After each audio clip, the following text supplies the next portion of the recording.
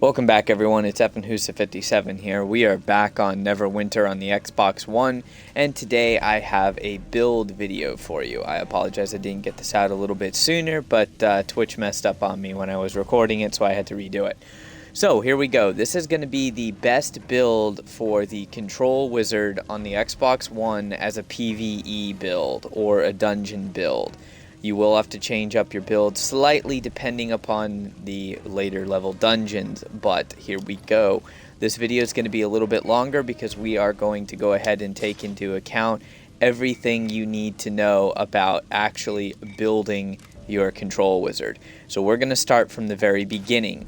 As you can see, I am a level 60 Control Wizard with the Paragon Power Spellstorm Mage and a male Tiefling.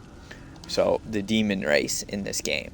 Now, that's where things get interesting. We're going to start with your race. And I will let you know now, you can skip ahead in the video if you already know about race, but, whatever. So, I went with the Tiefling because there's two races that make very good actual Control Wizards. The Tiefling and the Dragonborn. So, unless you want to buy the Dragonborn pack, actually, the Tiefling is better. You have two abilities that are specifically key to being just being extremely high DPS because we're a Spellstorm, high crit, high armor pen Control Wizard. So you have Blood Hunt, which is a racial ability, and you deal an additional 5% damage to targets below half health. That's more DPS. And then you have Infernal Wrath. Whenever you are hit, you have a 10% chance to lower the power of the attacker by 5% for 5 seconds. So, absolutely fantastic. Definitely very good for us, being that we're going to be in the middle of everything. So, then we're going to go ahead and take a look at your actual stats. Now, basically, our primary damage stat is going to be Intelligence. Intelligence is our damage bonus and, recharge speed increase. Intelligence is the primary attribute for a Control Wizard, so that's what you want to go with. Wisdom is just, action point gain, control bonus. Don't worry about it. We'll get that later off a gear. Charisma is the second thing that you want to focus putting all your additional points into. Because that is going to be your critical chance and companion stat bonus and combat advantage damage. Not really too important there, but as you can see, that's what it'll look like. Make sure that you get your race roll up when you create your character, if you're creating a new character, to try and get as high an initial intelligence and charisma stats as possible. Then we are going to go with and talk about the powers. So we're going to start with at-wills. The primary at-will that you'll be using is Chilling Cloud. And basically this is going to be always on your controls. This is what you're going to engage with most of the time if you're not using an encounter power. What it is attack your target with a swarm of ice crystals. The third hit of this power also damages enemies near your target, briefly reducing their attack damage and adding chill to the first two adding chill. The first two strikes of the attack refresh the chill effects on targets, and of course as you upgrade it, you get more damage and the debuff is greater. So that's going to be your primary at-will. Then Ray of Frost is your secondary off-will, which is really good for a single opponent. If there's one strong opponent left and you need to freeze them, or you just want to apply a stack of chill. Now, real quick, as you can see, I have upgraded most of my powers because as you earn XP over level 60, you get more power points. So if you messed up on your powers, don't worry about it. They're easily fixed. Now we're going to move on to encounter powers. So I use Conduit of Ice, and since we're playing on the Xbox, this will be in your Spell Mastery or your RB slot. And really, this ability isn't super fantastic unless it's in your Spell Mastery slot. The reason being that when this is in your spell mastery slot, it adds chill effect to targets hit by Conduit of Ice, and it increases the size of the area of effect. So that's an absolute must-have. Then we're going to go down and look at Icy Terrain, which is just more DPS and allows you to control mobs. Sudden Storm, which is for use when Icy Terrain and your other encounters are on cooldown. And then Steal Time. All of these abilities are pretty much area of effect. We're also going to take a look at your dailies. I run 2 dailies. Oppressive Force, which is for mob control. And then we also run... Let's see, let me find it here. I got too many abilities. Single target. So up against bosses or something like that, I'll use Ice Knife, because Ice Knife is going to be your highest damage single target daily instead of Oppressive Force, which is for hitting multiple mobs, plus it dazes them. So absolutely very good to have. Now we have 2 personals, and there's a lot to choose from, but I only take these 2, and I've used these 2 forever. So I highly recommend them. Storm Spell. Shock your target 30% of the time on critical attack. And when you upgrade that to rank 3, you get 10% plus another 10% damage bonus. All this is more DPS, since we're a high crit build anyways. Then we have Eye of the Storm, which when using a power, you are granted Eye of the Storm. Eye of the Storm grants you a 100% chance to critically strike foes for 4 seconds. The effect can only occur once every 20 seconds. However, when you upgrade it to rank 3, that's 6 seconds of non-stop criticals. That's more than enough to go through your entire rotation of encounter powers and still be able to get off an at-will power. So definitely worth it. Now here's where it gets a little bit tricky. We are going to look at your feats and boons. And if you messed up on this, you will have to either spend diamonds or buy a retraining token, because this is where most of your damage is going to basically start from.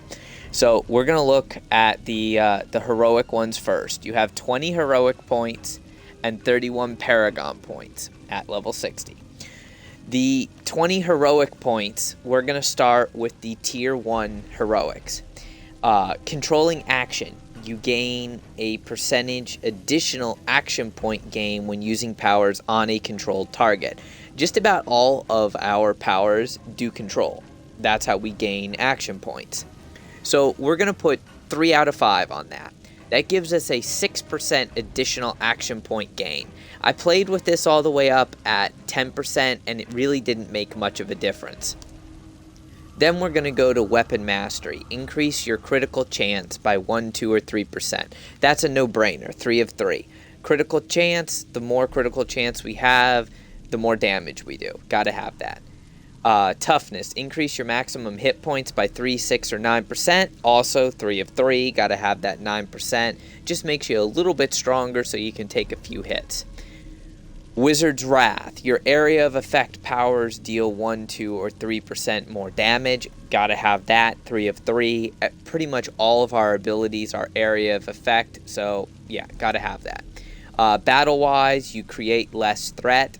That's just retarded. We're going to be dealing as much DPS as possible, so it doesn't matter. You're going to draw the threat anyways. Fight on. Encounter cooldowns reduced by a certain percentage. Not really worth it. I played with it and didn't really notice the difference. So you're better off using a recovery gem or enchantment than wasting any points on that ability. Moving on to tier 3s. Blightning Power. Your cold powers deal an additional 2, 4, or 6% damage to targets affected by chill. Well, that's also a no-brainer. 3 of 3. That's an extra 6% damage. That's more DPS. All but one of our powers deal chill damage and are cold powers. So yeah, and the one that isn't is Arcane, and it's covered by Wizard's Wrath because it's area of effect. Lightning teleport. When you kill a foe, you restore a percentage of your max stamina. Not really worth it. Arcane powers, or arcane enhancement. Your arcane powers deal more damage. Not worth it. Only one of our powers is arcane. Don't waste your points on it. Focus wizardry. Your single target powers deal more damage, and your area of effect powers deal less damage. That's also shooting yourself in the foot, because just about all of our powers are area of effect, so we don't want that. Then we got this one where your allies gain increased stat ratings.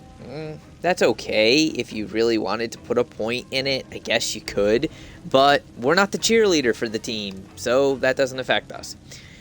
Last but not least, Learned Spellcaster. Increase the amount of bonus damage intelligence gives you by 1, 2, 3, 4, or 5%. That is a no-brainer, 5 of 5. Intelligence is our primary modifying skill, so yeah, we got to have that. That's more damage for us. Now we're going to go over and talk about your 31 Paragon points. I take the Tormutagen, or Thormutagen, however you want to pronounce that, Paragon, and this is where most of your points are going to go. I start with Tempest Magic.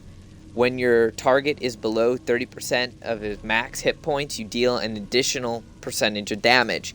That's a no-brainer. 5 of 5, that's 5% extra. It's extremely useful against bosses and really any enemy or mobs, because your hits just keep getting more damaging as you go. Malevolent Surge. When you kill a foe, you gain 1, 2, 3, 4, or 5% more damage. Last 15 seconds. Well, that's a no-brainer. We're going to be killing everything anyways, and even if you're in a boss fight, you kill a mob, and there you go. You've got an extra 5% damage, so gotta have that. Tier 2s. Destructive Wizardry. When you charge a fully cast Storm Pile, you gain an additional percentage of damage. Not worth it. We don't have time to sit there and charge up the Storm Pillar, so we don't even use that one. Snap Freeze. Your cold-based at-will and encounter powers deal an additional percentage of damage to targets who are not affected by chill. Well, that's ridiculous, because all of our powers do chill, so 0 on that one too. Far Spell. Increase the range of your single target powers. That's retarded. We don't have single target powers. Come on, stop shooting ourselves in the foot here. Frozen Power Transfer. Now, this is a good one. This one goes for Chilling Cloud. Chilling Cloud now grants you up to a 5% bonus damage for every target you strike with its third strike. This bonus lasts for 20 seconds and stacks up to 3 times. No brainer, 5 of 5, that's more damage. Then we go over to Elemental Empowerment. This is absolutely crucial. Dealing cold damage has a up to, when it's maxed, 15% chance to apply Creeping Frost. Creeping Frost deals 85% of your weapon damage as cold damage every 2 seconds for 12 seconds. Dealing arcane damage has a 15% chance to apply Warp Magics. Warp Magic deals 50% of your weapon damage as arcane damage every 2 seconds for 12 seconds. Warp Magic ignores half of the target's resistance. The effects do not stack, though. That is a absolute no-brainer. That is nothing but pure DPS. Gotta have it. Transcendent Master. Shard of the Endless Avalanche deals additional damage. This one is so not worth it. Everything's going to be up close to us. We're not going to be knocking things away, so not going to bother with that. Gotta have this one, though. Assailing Force. Dealing damage to foes has a chance to grant you Assailant. When you have Assailant, your next encounter power deals 15% of the target's max HP as unresistible damage. This is a max of 800% of your weapon damage, and it will only affect one target when a encounter AoE is used. But we get that so many times that you just have to have it. It's pure DPS. Of course, we're going to put a point in it. Now, so that we have a little bit more control, we're going to go up to the Oppressor Paragon. Some people like to go with the Renegade, but the Renegade is not as consistent in damage as the Spellstorm Mage. And I should mention that, for your Paragon, you are going to take Spellstorm for this build. So be a Spellstorm control wizard. instead of the Master of Flame. But we're going to go to the Suppressor Paragon. We're going to take a look at what's available here. Severe reaction. When struck, you have a 15% chance to repel your attacker. No, we don't want that. Everything is going to be close to us. So that's 0-5. Bitter Cold. Targets take an additional 5% more damage for 6 seconds after being affected by chill. The effect does not stack, though. Well, that's a no-brainer, 5/5. That's going to allow you to do more DPS, everybody in your group to do more DPS, and is especially helpful against a boss. Then last but not least, we're going to put 5/5 on Chilling Control. This really makes Sudden Storm stand out because this is specifically for that one spell. Sudden Storm now applies up to 5 stacks of chill to targets hit by the primary strike, so aim carefully. But that is enough that if you were to lay Icy Terrain and then Sudden Storm, you would instantly freeze any enemies. So that's going to be the build for feats and for Paragon. Moving over, right now we only have one campaign, so we don't have a lot to choose from for boons. Boons are pretty simple, and sadly, nobody really has all of them unlocked yet on the Xbox One. But unless you want to respec, for us, the first one is going to be 200 power, then 200 critical strike, 200 armor pen, 200 life steal, and then on your last ones, you're going to go for basically starting with your Dragon's Grip, increased control strength, then Dragon's Fury, increased critical severity, and increased life steal. Basically going to ignore the increased incoming healing. Companions. Make sure that you fill up, all of your active companion slots. But the one that we're right now, that's the best that we're going to focus on, having summoned, is going to be the Ironstone of Allura. That gives us, for being active, a 7% chance to slow the target, and it's an augmentation companion. It cannot die. It grants 100% of its stats to you. You have 2 offensive slots and 1 defensive slot, so you can even put an Eldritch Runestone in it if you want. Then for equipment, you get a ring, a neck item, and the offhand slot for the Cleric, which is the icon. So that can be a little bit hard to get, but as you can see, I have all these wonderful stats: 225 lifesteal, 171 recovery, 512 armor pen, 648 critical strike, and 1083 power that are granted to me permanently as long as that companion is summoned. Last but not least, we have gear. Gear is going to be completely up to you. There's really not a whole lot of good things to choose from at the moment, so just pick whatever is the best for you. Shadow Weaver set works pretty good. High Visor set works good. I don't have the best rings yet, which are ancient, but that works. Also, you pick whatever neck item and belt that you want. I wouldn't waste your time at the moment on an artifact belt, because what's best for us is the Black Ice artifact cloak and artifact belt. Those are not available yet. However, your weapon is key now. Use whatever you can until you can actually get your artifact weapon, which is the one that you want is Chilling Eye of the Golden Dragon. And the reason why we go with this is it has a very special effect. Adds a 20% chance to apply a stack of chill to nearby targets on the first and second cast of Chilling Cloud. It makes Chilling Cloud even more deadly than normal. Plus, when fully leveled up, this has 2 offensive slots and the weapon enchantment. Now, for enchantments, I recommend a Vorpal enchantment, and just get whatever one you can to start off with, because that increases your critical severity. On your armor, I recommend for enchantments that you use a Soul Forge enchantment. If you do die, it will resurrect you. Again, eventually you'll want to get, the greater or perfect Soul Forge and greater or perfect Vorpal, but just go with what you can for now. As far as actual enchantment slots, defense and offense, go with whatever you want to. Whatever your build is lacking, use that. But in utility slots, I recommend you use the Dragon Horde enchantment or a Gold Gain enchantment. Preferably Dragon Horde enchantment, so that you can gain refinement stones. A last look. As you can see, I have 11,713 gear score, and that is not end game yet because all the really good armor sets and things and artifacts are not available at the moment because we're on such a low module here on Xbox One. But basically this is, you know, what you're looking for. You want high recovery, you want to get your recovery even higher, all the way up. End game is 40%. Armor pen should be about 20%, 22%. Mine is 19.9, so it's about perfect where it is. Critical should be about 20%.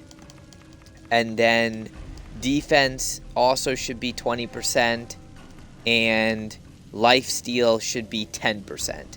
Once you get those stats to where they should be, just keep stacking power, because power has no diminishing return, whereas every other stat does. So we've covered gear, spells, powers, everything you need to know. I'm going to go ahead and show you the rotation real quick. These are level 61s for just a basic quest. They're very easy to defeat as a Spellstorm mage, but they're about the most challenging thing you're going to run into other than an actual dungeon.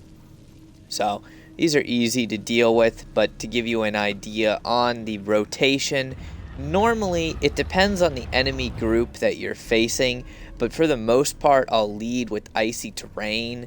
Now this is for my preferred play style, which is right up in your face, and it actually works out best. As you can see, on small enemies, icy terrain and then steal time is more than enough to kill them. On larger groups of enemies, icy terrain, then conduit of ice on the enemy with the strongest health or the most HP, and then I'll just use sudden storm to freeze them if steal time is on cooldown. So very easy to do. When you get in a massive, bunch of enemy, it can be a little bit harder. Like right here, we've got, one of those rage drakes, so we actually have to move a bit. There's my dragon horde enchantment giving me a refinement stone, and there's just a little assassin drake, so just use your at-wills to kill it. But very easy to do. This build is primarily designed for controlling mobs, so if you're playing by yourself, questing through the campaign, or even doing dungeons, this is the build that I would highly recommend and the build that I use. I'll finish this quest real quick just to show you, even in a boss battle, how this build works. The only time that you will switch builds is PvP and dragons. While this build does work for dragons, there are certain encounter powers that you will want to switch. So I'll go ahead and make a video after this one for dragon hunting, and I'll make a PvP build video for you. Make sure that you guys check those out. And otherwise, definitely, hopefully you guys enjoyed the video and this is helpful.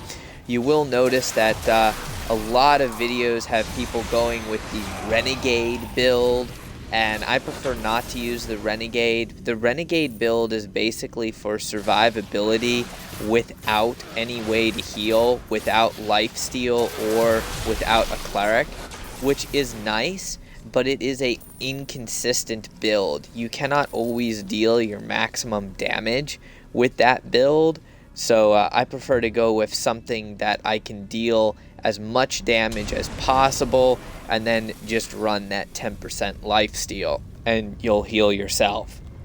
That's also why we have the Soul Forge enchantment for, if you do go down, which, remember, we are cloth wearers, so technically speaking, it kind of goes against the nature of a wizard to be right in the middle of everything. But with this build, it allows us to be in the middle of everything and just control everything. If you are a little bit more squishy, you can go ahead and focus your stats more on defense. But pretty much all you have to do is freeze your opponent and dodge if it's an opponent that you can't freeze. So here we have a boss, and I'll use my lantern, which is my artifact. It's the Lantern of Reflection. There's Ice Knife on him. Dodge while he's stunned. He'll hit me again, but I just stunned him yet again. And there, he's frozen again. And basically, as you can see, yeah, my health is going down, but I am gaining health back because of my 8% lifesteal. So, very easy to do. This guy teleports around a lot, so he can be a bit more difficult. We want to freeze him right there, and then I'll just use Ray of Frost to finish him off. But yeah, very easy even to handle a boss from questing, things like that. It's just a super devastating build. Probably my favorite character. So very easy, very good build. Now for artifacts, most of our good artifacts are not available yet, but you have your choice of 3 artifacts at the beginning of the game when you do the quest. And the one that I recommend that you go with is the Lantern of Revelation, because that gives you, when you get it up to purple, it gives you even more, but just as a blue, it gives you critical strike and armor pen, which is armor penetration. Those are 2 things that you absolutely need, so I definitely recommend that artifact. But yeah, as you can see, it's a devastating build. You can kill just about everything. It's the build that I use for both dungeons and questing. The only time I change it is PvP, and I'll do a video for you on that. Hopefully you guys enjoy the video. If you have any questions, comments, concerns, or anything like that, please post a comment. Otherwise, go ahead and smash the like button and subscribe to my channel for more content. Thanks for watching.